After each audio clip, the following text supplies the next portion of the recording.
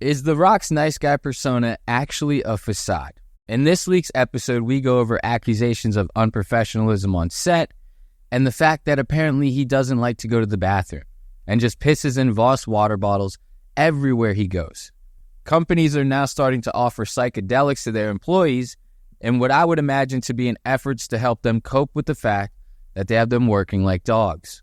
A college in Scotland is rolling out a new course on campus, the subject matter being the Taylor Swift Eras Tour, of course. Pro-Hamas college protesters are starting to share lists of their donation demands on social media, which include HIV tests, Plan B, Vaseline, and vegan food options. And Joe Biden may have very well shit his pants. Allegedly. All that and more later on Lost Ox Media, the podcast. Say you lost? Well, is there an aux input? Yes! Oh my gosh! Hit the aux button. You are lost. He's arguing it's media. Digital media. Instagram media. No media whatsoever. Lost Ox Media. Bruh. So apparently it's getting harder and harder to find a job nowadays. I've been seeing a lot of videos on social media, people just kind of posting about the fact that they're sending hundreds of resumes out into the void without any answers back. And those of us lucky enough to have a job, 9 times out of 10 don't like it. These companies nowadays aren't doing a whole lot as far as work morale goes for their employees. You know that whole saying, my boss makes $1, I make a dime. That's why I shit on company time. You know, there's truth to that. The big guy is really making out while just providing the bare minimum resources they need to squeeze out maximum profits out of their employees. This is nothing new. People have been bitching about this since the dawn of the workday. But the companies that are starting to get hip to the fact that their employees are maybe not so happy in the workplace are starting to offer solutions in unconventional ways. Like there's a company who recently just offered psychedelics basically to their employees. Now, when I heard this, I thought to myself, man, that place must suck to work for. Because if your work environment is in such a way that you have to be like, hey, man, we want to offer you psychedelic therapy treatments to help cope with stress. That's not necessarily a good sign. So check this article out. Workplaces to start offering psychedelics to help employees. To help employees what? Not put a pistol in their mouths? That sounds like the ultimate stress reliever if you ask me. But the companies are now starting to want to offer psychedelic treatment therapy to their employees to help them deal with the stresses of work. Or maybe even the stresses of everyday life.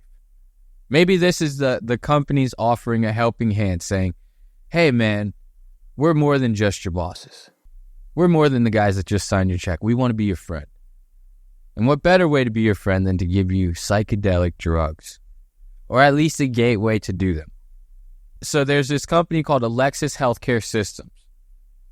And their founder, Jorge Yan, told the Wall Street Journal that he has started offering psychedelic-assisted therapy coverage to his employees through the benefits startup Enthea. And listen to this. He says, I've experimented with psychedelics myself, and I could see how it could be helpful to people. This is the founder of this company who's now offering psychedelics to their employees. Which I don't know which I don't know which side to be on as far as imagining what that workplace would be like to work at. Because if this guy's tripping his balls off, he could either be the best boss ever or the worst boss ever.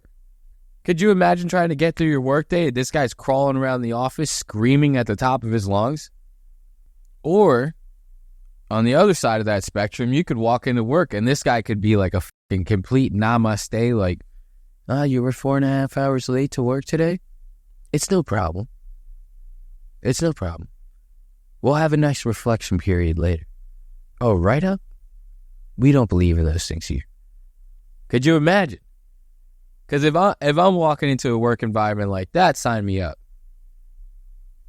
They offer ketamine-assisted therapy coverage and will soon cover psilocybin if clients are based out of or willing to go to Oregon, where it is now legal for medical use.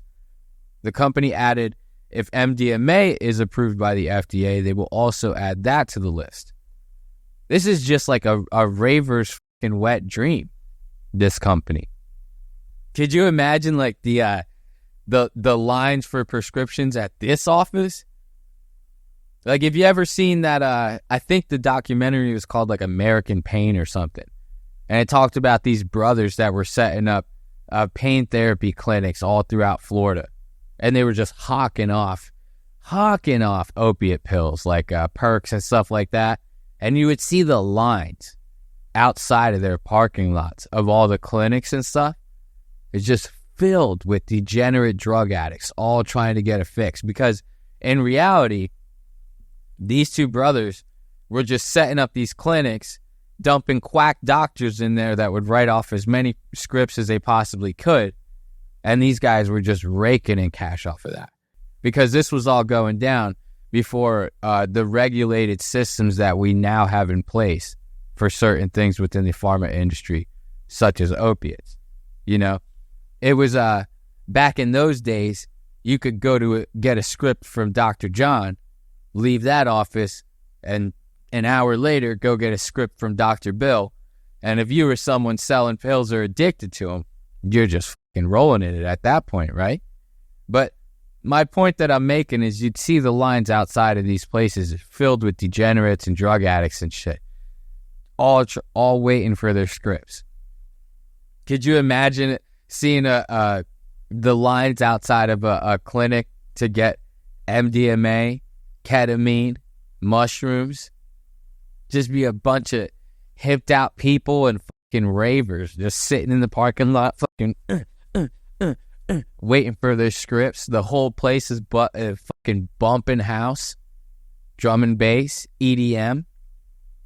So that's just fucking, that just sounds like good old fun right there. This might be the funnest company ever to work for. What am I talking shit for? This might be the funnest company to work for ever if they're offering this stuff. If they're in cahoots with Enthea, they got the plug on the ketamine. Psilocybin, if you live in Oregon or willing to travel there, they legalized everything out there. So it's only natural you can go out there and get some mushrooms. If you're willing to travel through the gauntlet to fucking get them. Because the streets of Oregon make the streets of K&A in Philly look like fucking Disneyland. It's crazy out there. And then it gets even better. Listen to this. Despite employer interest in psychedelic therapy, there still remains concerns about the risk of using drugs in a non-clinical setting. It says, many doctors who aren't trained as psychiatrists are now adding ketamine therapy to their arsenal for patients to use at home. That's an interesting point here to bring up. Like, I went to the doctor not too long ago, and she was a very nice. She's a very nice lady, but I just moved to a new state, so when you go to the doctor, you have to start talking about your medical history, stuff like that. When I was younger, I had to take some sort of medication that was it was like some sort of psych med. When I was younger, I was on it for a very brief time. It was so long ago that I don't even remember the name of it. But when I had brought it up to this doctor, this new doctor, the second that she had heard that, she kind of almost got excited. She's like, well, now doctors can prescribe that stuff too. So if you get the name of it, I might be able to prescribe. I'm like, whoa, lady. I don't even want it. What are we talking about? And it's kind of the same point that's being brought up in this article, is the fact that like many doctors who aren't psychiatrists, all of a sudden, they have this authority to just prescribe you whatever the fuck they see fit when it comes to things like your mental health and stuff like that. Yeah, that's just insane. That whole thing is just nutty. It's insane. There are some shitty jobs out there. And people have to deal with some shitty coworkers. Like, we all have to deal with our coworkers being late at times. How many times have you been at your job and a coworker shows up late, and because of that, now you have something extra on your plate to deal with? And apparently Mr. Rock, Dwayne "The Rock" Johnson, Mr. Perfect, he's no different when it comes to that as well. Actually, people are going as far to say that he's habitually late to sets and other events and things that he has going on. It's getting to the point to where he's getting into arguments with people on set. People are starting to bitch about his complete unprofessionalism and lack for care when it comes to the work that people are doing around him. Let's check this out. One of the highest paid movie stars in the world, Dwayne "The Rock" Johnson, has been accused of habitual tardiness and unprofessionalism by several people associated with his upcoming movie, Red One. Co-starring Chris Evans, the film's budget has reportedly increased by $50 million because Johnson would regularly show up 7 to 8 hours late to set. The Wrap reported that Amazon has delayed the film by a year because of on-set troubles. Now, me personally, I have a theory behind this. You know, The Rock, I don't remember exactly how long ago, but I know I want to say it was within the last 10 years. He started a production company called $7. $7 is responsible for making some pretty big films. I don't know them off the top of my head, but I do know that The Rock has starred in damn near all of them. And he usually attaches himself to big name films, or at least tries to, right? So when you own a production company, you star in most of the production company's films. And that production company also works in association with other big production companies who have made some pretty big blockbuster films as well. There might be a little bit of an ego brewing up in that big old bald noggin of The Rock. So who knows? He might be going complete J-Lo diva on us. You know, he might not be the sweet smiling, always doing good Rock that we all know and love anymore. He might not be that guy. Let's keep reading, because apparently this guy he's got some dirt on him. The publication, quoting many unnamed insiders directly involved in the project, reported that Johnson shows up as much as 8 hours late to set on the movie. The troubles with him don't end there. Quotes, on set, away from his trailer, if he needs to pee, he doesn't go to the bathroom. He pees in a Voss water bottle, and his team, or a production assistant, has to dispose of it, an insider said. The only thing Dwayne was consistent at was being chronically late, another source mentioned. Johnson was late an average of 7 to 8 hours per day and missed several entire days of production, ballooning costs by at least $50 million, according to 3 insiders. It was a fucking disaster, one insider said. Dwayne truly doesn't give a fuck, another insider noted. Jesus fucking Christ, how many people are going to go after this guy without naming themselves? And once again, I think that all goes back to the whole $7 thing. You know, why would anyone involved in these productions want to badmouth him in any way if they know that they would potentially be in one of his movies or work on one of his movies in the future? We all know Hollywood's fake. We all know it's full of fake people. You really think any of these people are going to badmouth each other in public? They're all going to go anonymous, my friend. All of them. It wouldn't surprise me if one of these motherfuckers was Ryan Reynolds wearing a Deadpool mask, sitting in the back with low light, silhouetted out. They change his voice. Dwayne truly doesn't give a fuck about the production. He's an asshole. He shows up late to say, he pisses all over the place. Now, that's one thing I wanted to touch on. The pissing in the bottle, that's insane. That's just crazy. Like, Let's think about that. If you're on set and you're not going to the bathroom, you're like, man, for whatever reason it is, you can't take whatever time to go to the bathroom on set or wherever. To piss in that bottle, you have to then whip your Dwayne The Rock Johnson cock out, squeeze it into a Voss bottle, because I would imagine it's fucking thick as shit. So you just gotta, squeeze the fuck out of it. It's almost like, you remember when you were a kid and there was that putty and you'd stick your fingers in the putty, it'd go like, and when you accidentally pulled it out of the plastic cylinder container that it came in, you had to try to shove it back in. And it's all like bulging off the sides, but you're still trying to mash it back into that cylinder. He's basically doing that with this Voss water bottle. He's yamming his fucking rock piece into that thing. He finally pops enough in to take a piss. He has to do that in front of everyone. Everyone around him. Right? I hope I'm painting this mental picture good enough for you. So he has to do that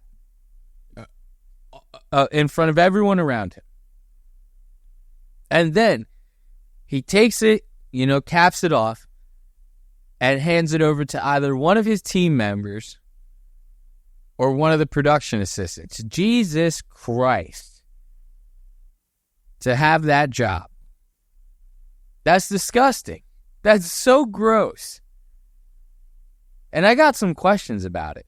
Let's think about that. Let's think about this.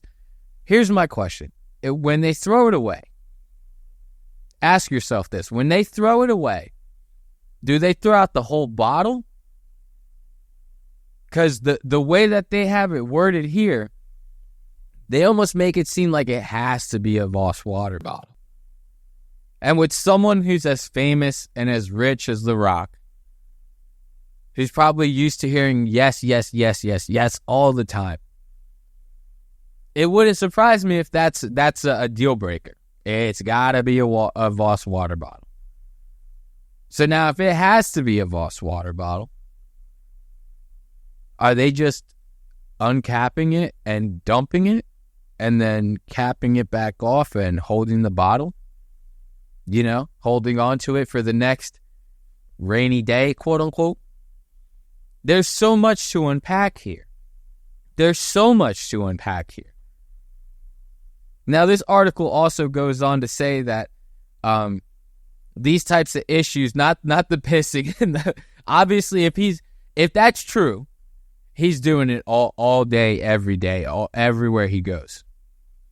But as far as the lateness is concerned, they're going on to say that that issue's nothing new. That he was doing that kind of thing when he was filming the TV series Ballers, which he played the lead role in. He was regularly 3 hours late to set. On the set of Rampage, he was apparently an average of 4 to 5 hours late daily. One co-star apparently was keeping records of his tardiness, according to 2 insiders. And they're also saying that the reasons behind all of this is the fact that he refuses to shoot for a full day, despite factoring in his 3-hour workout routine. And someone like The Rock, you would imagine, when they're on set, he's the type of guy that he's like, I'm working out no matter what, right? He's all work, no play. He's The Rock Johnson. He's working out no matter what. So if he's on set, you better believe that the production is going to make sure that he has a fully decked out gym on location no matter where they're shooting. This is not the type of guy who's going to go, oh, we're shooting in Santa Monica today, I'll just stop by the 24-hour fitness. It's not going to happen. You would lose more time for him having to take pictures and sign autographs and shit. It would cost you more money with that than it would to just build the fucking gym on set. So he's reached that level of stardom. So now, here's what's crazy. If the gym is there, how the fuck are you still showing up late? Like, what could you possibly be doing? You know what would be funny? If if you've ever seen the movie Pain and Gain, The Rock plays this prisoner who gets out of jail for some sort of violent crime or something like that. But he's completely jacked, obviously, if it's being played by The Rock. But in the movie, The Rock's character gets caught up in his overwhelming cocaine addiction and is doing all this shiesty shit, is just fucking up plans and being late to everything. Team Jesus. Feel great. Doyle feels great. May cause anxiety, aggression, Seizure, suicidal thoughts, dementia, hallucinations, gas, I feel like shit now. Jesus, forgive us. Imagine if that was like The Rock's real life, if everything we see of him in public is just a fucking complete lie, and his real life was that character from the movie Pain and Gain. That would be hilarious, because I'll tell you right now, if you've never seen the movie Pain and Gain, do yourself a favor and watch it. It's based on a true story, but it is funny as shit, dude. It is so goddamn funny. So, going back to the article, all of those reasons, they don't necessarily make a whole lot of sense for you to be late like that. 8 hours late daily to the set? It's like, come on, man. Apparently he was getting in fights with Vin Diesel, which I would imagine that would be on the set of Fast and Furious. He's getting in arguments with Ryan Reynolds on the set of Red Notice. I mean, come on. If Ryan Reynolds is arguing with you, you must be doing something wrong, because this guy doesn't take any fucking thing serious. Like, this guy has been typecast in every movie that he's played in the past 10 years, and he played Deadpool. So this is obviously somebody that doesn't take life too seriously. If he didn't even have to go that far out of his actual personality to play the fucking character Deadpool. I mean, come on. Now, obviously, these are all just accusations, right? They're all allegations. We don't know if they're founded yet. These are all anonymous inside sources talking shit about a famous guy. So they could be hearsay. They could be whatever, because everyone likes to shit on the big guy.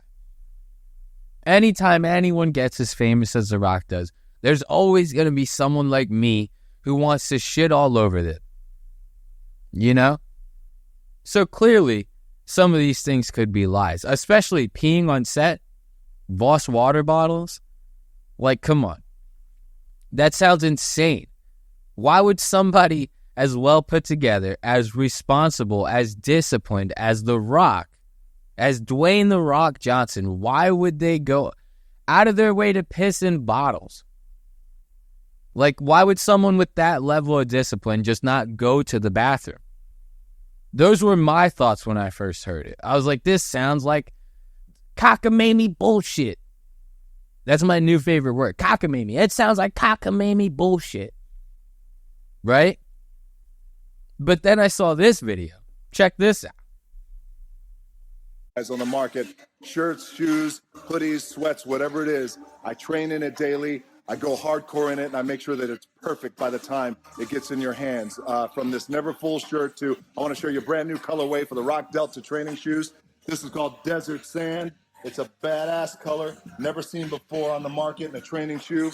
And I just realized you just saw my big bottle of pee. Look, I go hardcore when I train. I don't have time to go to the bathroom. I find a bottle, I pee in it, and I keep training like a beast. This November, USDNA, get ready. Right there. You heard it from the horse's mouth, ladies and gentlemen. And if you're watching and not just listening, you saw it. One huge Voss water bottle of pee. We're not talking like one of those little Voss water bottles that you can get in like the gas station. You know, they sell ones that are like the same size, or at least they're the same height as a regular water bottle. They're way skinnier. It's probably like a regular bottle would be like 20 ounces. These things are probably like 12. Still cost like $6. We're not talking about one of those little daddy Voss water bottles. We're talking about the ones that they give you at those nice restaurants, those big boys. Those like 12-inch tall Voss water bottles with the thick with a thick girth on. And it's just fucking filled with piss. It's filled with piss. Now, if you're someone like me who tries to connect the dots here, you see this video, and you think to yourself, well, I mean, if he's caught red-handed right here, I would imagine this is probably clipped from like a live of his. So there's no taking this back. There was no not post of this for him. If you see this and you're like, this guy got caught red-handed with the bottle of pee. That to me at least, that kind of solidifies the argument a little bit of it being real. How awesome would it be to like see him go live one day and him accidentally take a fucking huge swig out of the Voss water bottle thinking he's grabbing like something else? He's like, I go hard, I train like a beast. I go hard, I train like a beast. He just chugs it down. And to save face on the Instagram live, he's like, oh, I accidentally drank my bottle of pee, but we're beasts out here in this gym. We down it. We don't even give a fuck. Then downs the rest of the bottle. Then whips his dick out, pisses in it again, and downs it again. He's like, that's how fucking hard I am on the rock. God, that is insane. That is insane. One boss I would not like to have. So I wanted to also talk about this college in Scotland. This college in Scotland is offering a college course on Taylor Swift. Yeah, I said that right. You did not mishear that. They're offering a college course on Taylor Swift. The reason for this being is because Taylor Swift is so goddamn popular now that her Eras tour is just sold out. It's like anytime she adds a city, bam, sold out. The second that bitch goes live, sold out. And the venues are having to be so big to accommodate for the huge number of fans that are going to them. So naturally, when it comes to going to these big places, you might not get to experience everything all at once, especially if you're not familiar with what the Taylor Swift Eras tour experience entails. You know? So naturally, this college in Scotland, they decided to add a college course for something like this because most of Taylor Swift's fans are children, young girls. So naturally, these young ladies are not going to be showing up to the concerts by themselves. So they're going to need a parent. They're going to need somebody to pay for the tickets, somebody to drive, and somebody to hold their hand while they scream their fucking heads off to the lyrics of 1989. You know? These are all things that are expected. Naturally, every college should have something like this because she's so goddamn popular now that it's going to be, this is a global takeover type thing. If something like this is happening, this is a global takeover type situation. I mean, she's already taken over the NFL. Ever since she started dating Travis Kelce, I've been hearing nothing but football fans bitch about the fact that they see her more than they see their favorite players on TV. And I could naturally see why people would get upset about that. I don't know. If I was watching the X Games and Taylor Swift was in the crowd because she was dating Nigel Houston, and they just cut to her every 5 seconds instead of me seeing some nice-ass fucking tray flip down a fucking back nine, yeah, I'd be a little upset myself. So I get it. And like I said earlier, when people get big enough, everyone wants to shit on them, right? Seems like you can't do that with Taylor Swift. She's too big. She's beat out Beyonce twice for Album of the Year. First time she did it, Kanye West rips the microphone out of her hand, gives her a little bit of what for, a little piece of his mind. Yo, Taylor, I'm really happy for you. I'm going to let you finish. But Beyonce had one of the best videos of all time. One of the best videos of all time. Little crazy yay on him. Little crazy yay on him. This time she did it, Jay-Z bitches about it like a little child on stage with this fucking sideshow bob dreads. Think about that. The most Grammys, never won Album of the Year. That doesn't work. You know, some of you gonna go home tonight and feel like you've been robbed. Some of you may get robbed. Some of you don't belong in the category. Oh, no, that was it. No, when I get nervous, I tell the truth. This guy looks insane. Let's stop for a second and talk about how fucking ridiculously ugly Jay-Z is.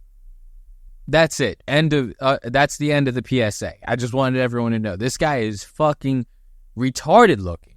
It's insane. Everyone thinks that guy's in the Illuminati? Come on.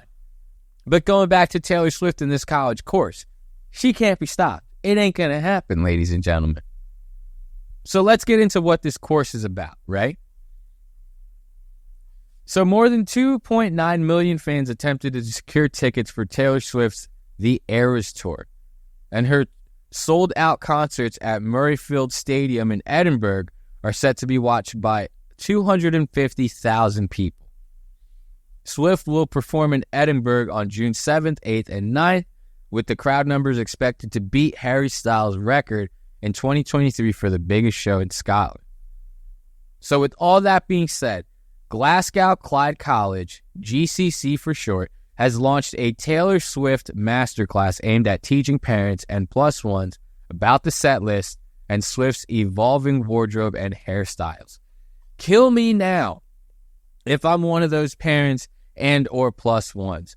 Could you imagine being the boyfriend of a girl who makes you take her to this tour and is such a big fan of Taylor Swift that she also wants you, a non-Swiftie, to take part in this master class so that you can understand when she's going to change dresses and when she's going to part her bangs to the left and part her bangs to the right. Stick a hot poker in my eye.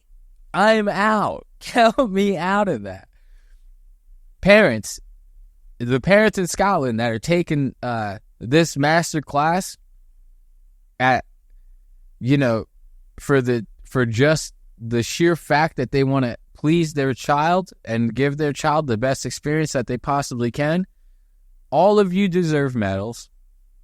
You are all the greatest parents on earth.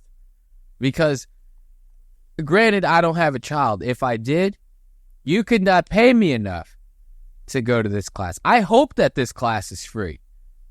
Because if they're charging for this, there's no way they can be charging for this. If parents are paying for a masterclass on top of, I could imagine these tickets are probably like $2,000 just for some regular ass seats. They're not cheap. If you know anything about supply and demand, it's obvious the demand for these tickets are high, and when that happens, the supply goes down, and when that happens, the price goes up, baby. So I would imagine these tickets are not cheap. If you got to pay an extra amount of money just to fucking learn about how to go to the damn thing, but I don't know. I want to read on because there's no way that this would cost money. There's no way.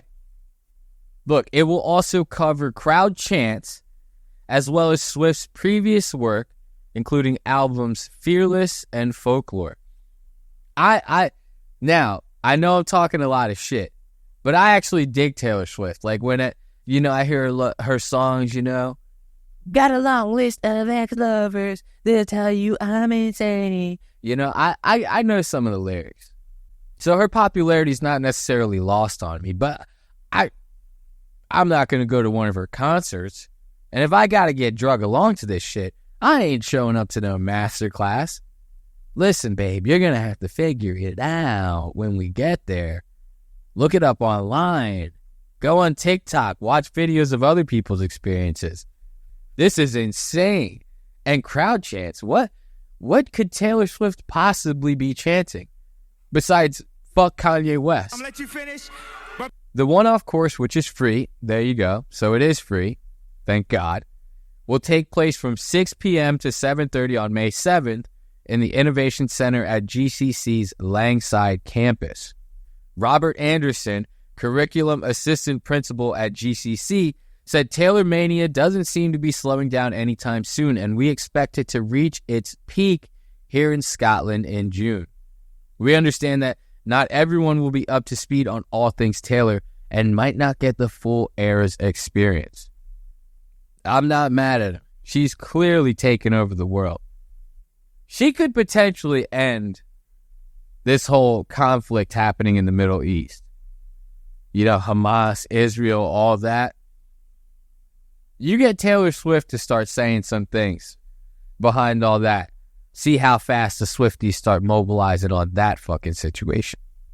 You'll have petitions sent to fucking politicians faster than you could fucking blink, dude.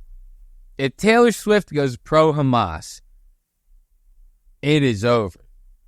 If Taylor Swift puts out a PSA talking about her endorsement of being pro-Palestine in the Hamas-Israel conflict, the world would end. Because it would be the Swifties versus everybody else, and I don't know if we could handle it. I'm not going to lie. I really don't. But now that we're sitting here cracking jokes about Hamas, I wanted to bring up these protests that are happening all around these college campuses.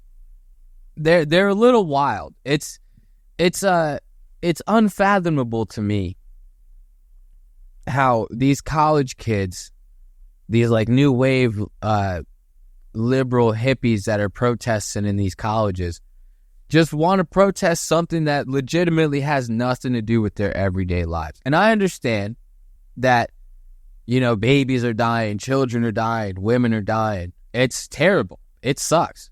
Like, I would not want to trade my position for someone in that situation for anything. It's fucked up.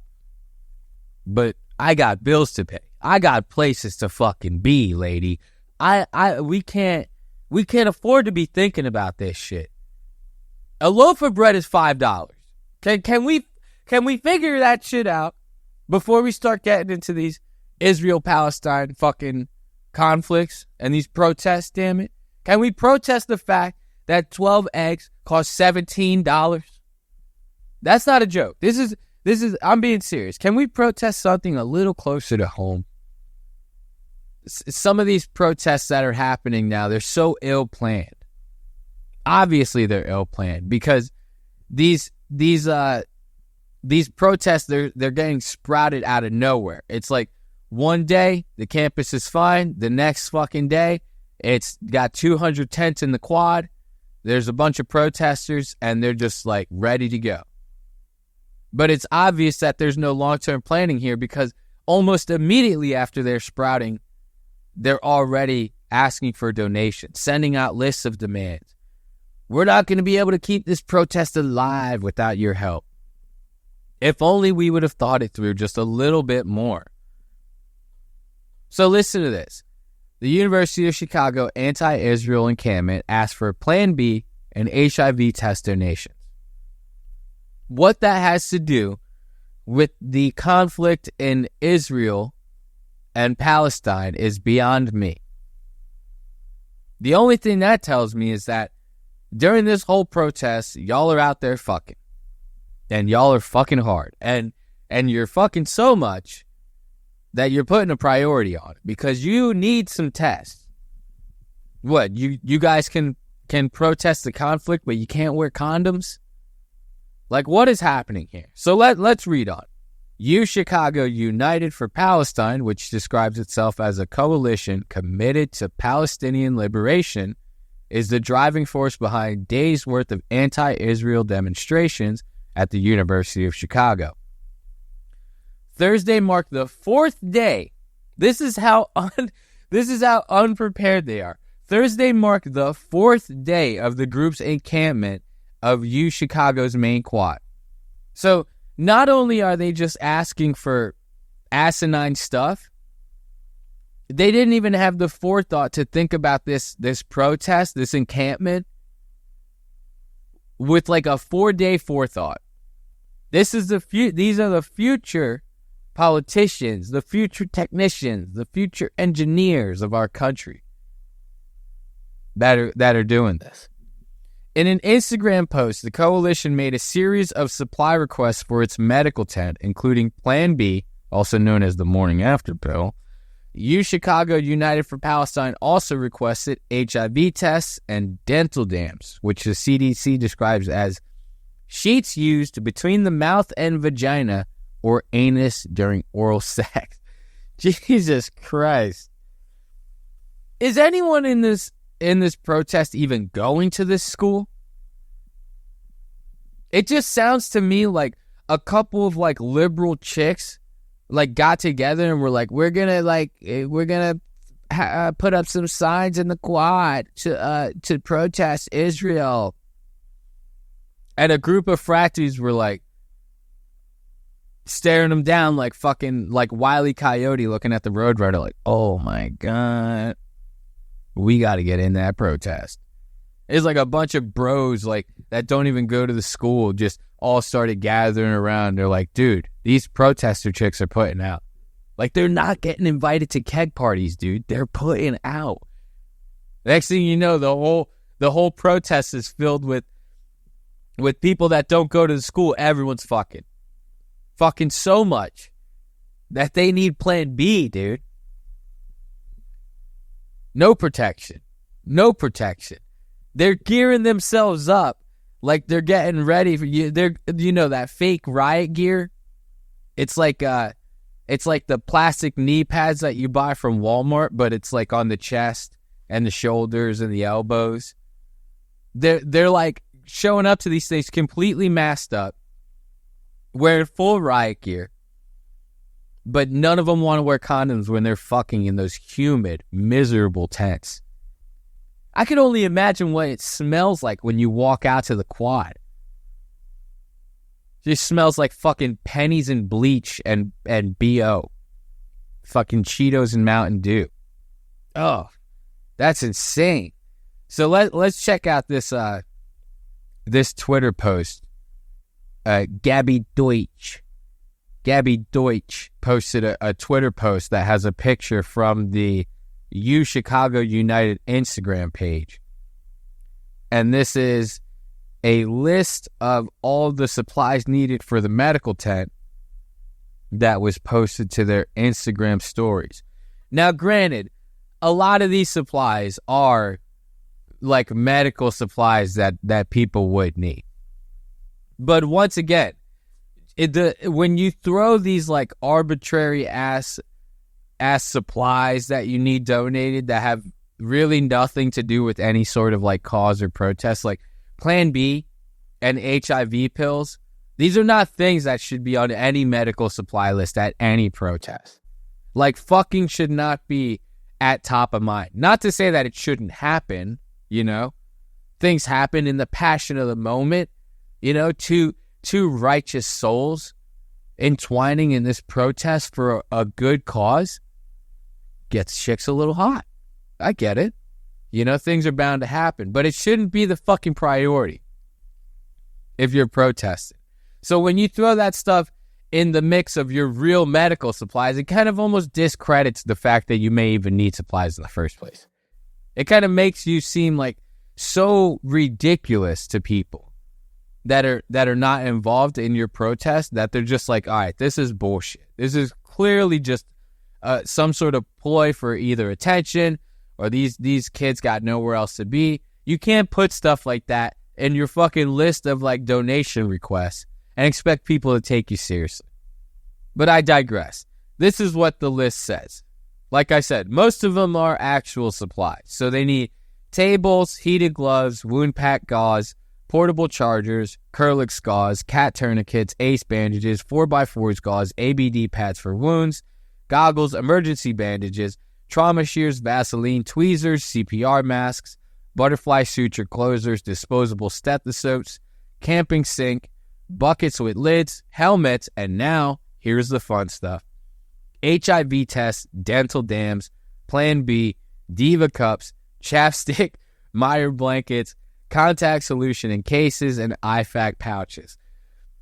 So, like I said, when you just sprinkle that shit in there, it might have been better off if they didn't clump all the weird shit together. Like, if you would have went, we need table, heat gloves, wound packing gauze, HIV tests, portable chargers, Kerlix gauze, Diva cups. Like, you mix it in there. If you throw one in there, then after like 3 or 4, you throw another one in there. People might not have caught on as fast. But to say that you need this stuff, it kind of just discredits all of the seriousness behind your so-called devoted cause. And like I said earlier, there are things so much closer to home that, in my opinion, these kids, the future generations of our country, should be upset about. Like, these kids doing these protests don't even realize how fucked the economic system is in which they will then be a part of once they graduate from school or fail out.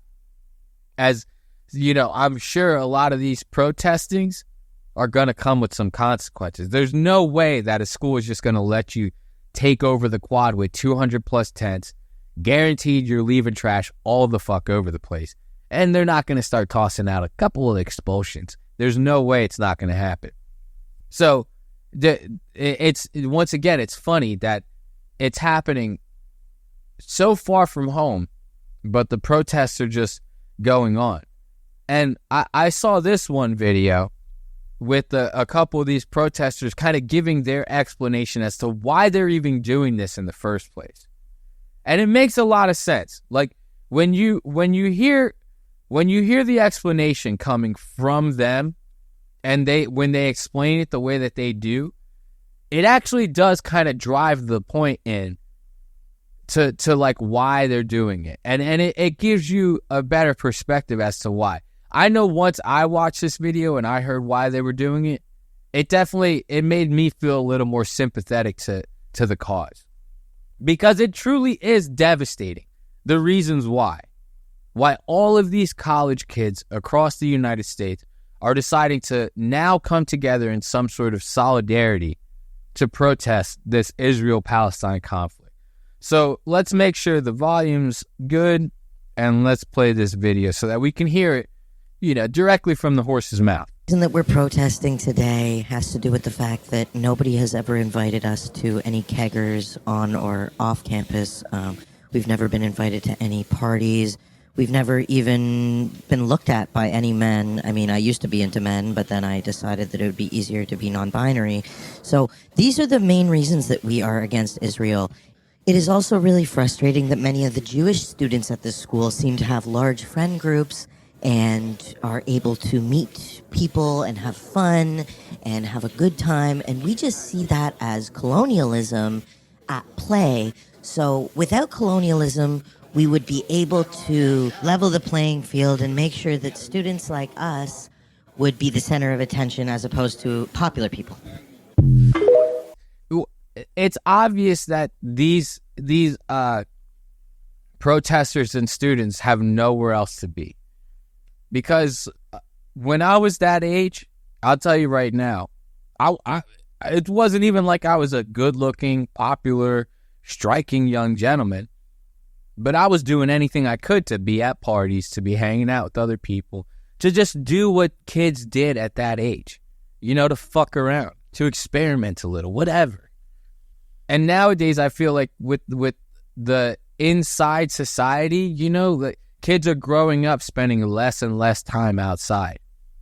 And with that comes a level of loneliness that, generations prior never really experienced. And with that level of loneliness comes not being invited to shit. So it's clear that these people protesting don't have anywhere else to be.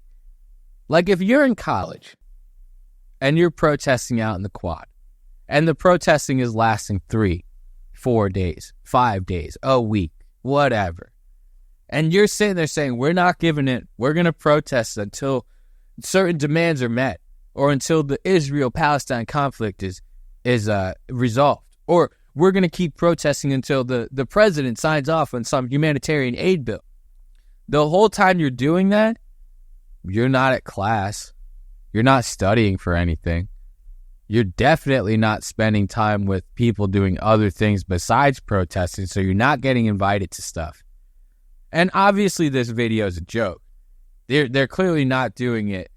At least they'll never admit that they're doing it because they're not getting invited to parties and stuff like that. But it's obvious that these are all people that have nowhere else to be. And if they did, they wouldn't be protesting.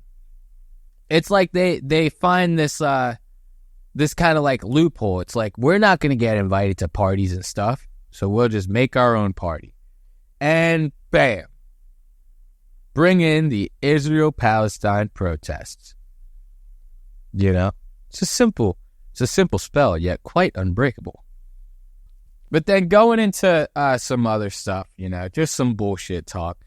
Apparently, Joe Biden very well may have shit his pants while speaking to reporters at what looks like it's right outside the White House. It's white outside the right house, because if it's white, it's right, you know.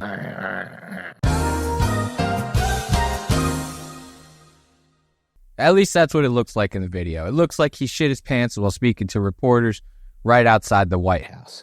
Allegedly. Now, obviously, a lot of people talk shit about good old Joe because he's old. A lot of people are starting to say that stupid-ass phrase. His age is his superpower. His age is his superpower. I don't know anybody that's around his age that's acting the way he acts that has anything heroic or super about them.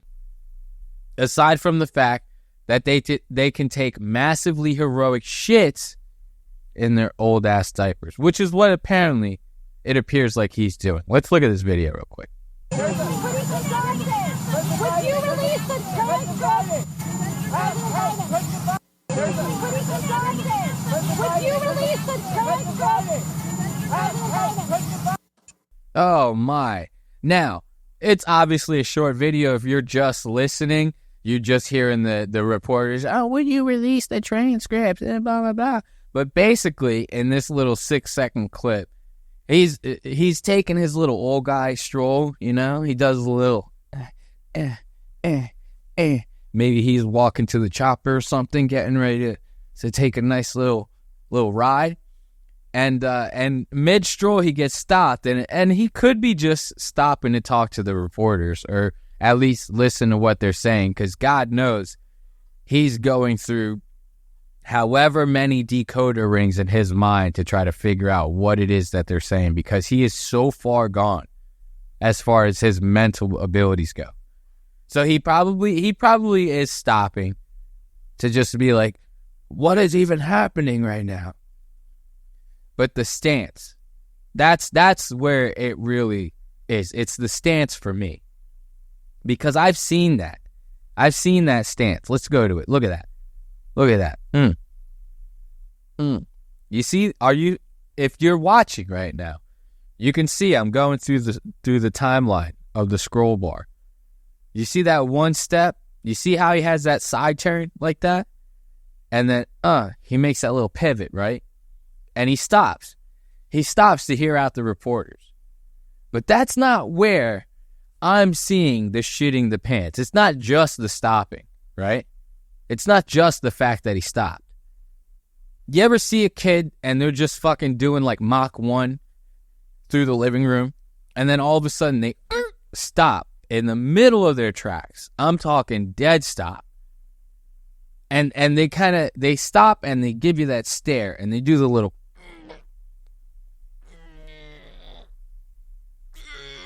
and you start asking, hey, you're like, hey buddy, you all right? Are you going to the bathroom? And they're like, no. And you obviously know they're lying to you.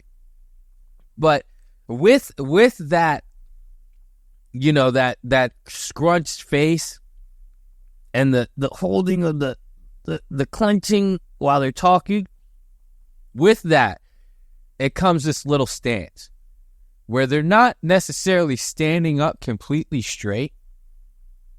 they're still standing up straight, but they kind of like, they take their hip, right? And they kind of just push it back a little bit further than the rest of their body line.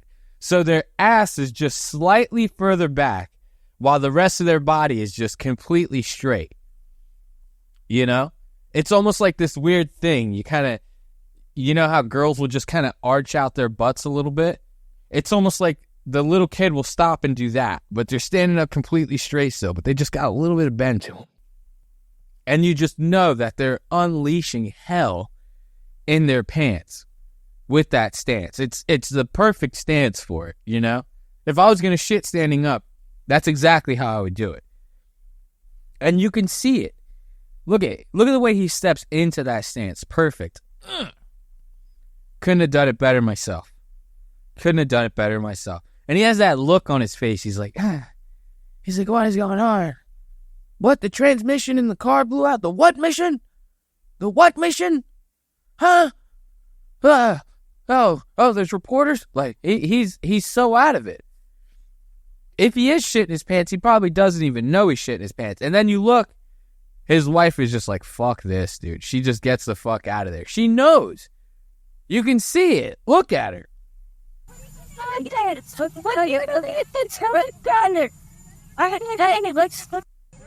She's just so out of there. She's got her arms crossed and she's just looking like, this motherfucker is shitting his pants in front of all these fucking reporters.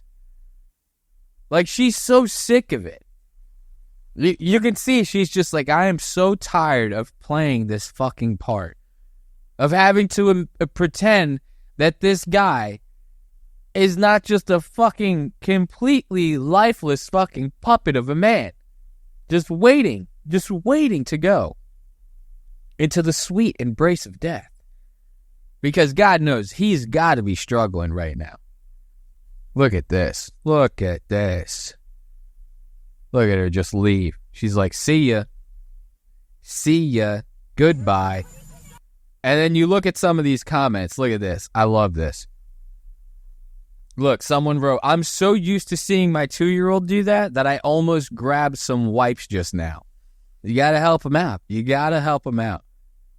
Imagine if he actually did shit his pants. Obviously, it's a joke. It's funny to just look at the video and see him. He really does look like he's stopping to shit his pants. And when you see how old he is and some of the stuff he's done like this, we're literally talking about a guy who's reading his fucking teleprompters for his speeches and reading like the stage directions in them. Like he was reading a speech not too long ago. I don't know exactly what he said, but he's like, this nation is great and we need to be great and build back better. Pause. Folks, imagine what we can do next. 4 more years. Pause. 4 more years. 4 more years. 4 more years. 4 more years. And you see his guys behind him like, did he just fucking read the stage directions? Are you serious? And they try to like, oh, let's clap because he said the nation's great. And then everybody's cheering and shit. And you could see they're like, oh my God, we almost fucking lost it right there. You know, this is the same guy. He's clearly losing his goddamn marbles. He's old. He's fucking old. If he was somebody's dad, people would be like, we got to get that guy out of there. Why would you put your father through this? Let him relax, you know? Let him relax a little bit. But this is the world we live in. And we can't change it, but we can change how we react to it. Just like he reacted to the reporters. They called him off guard. He shit his pants. What else do you want from the guy? 4 more years, ladies and gentlemen. 4 more years.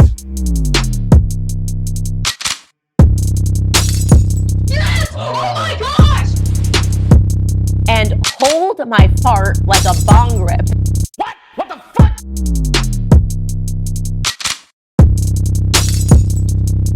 Bruh.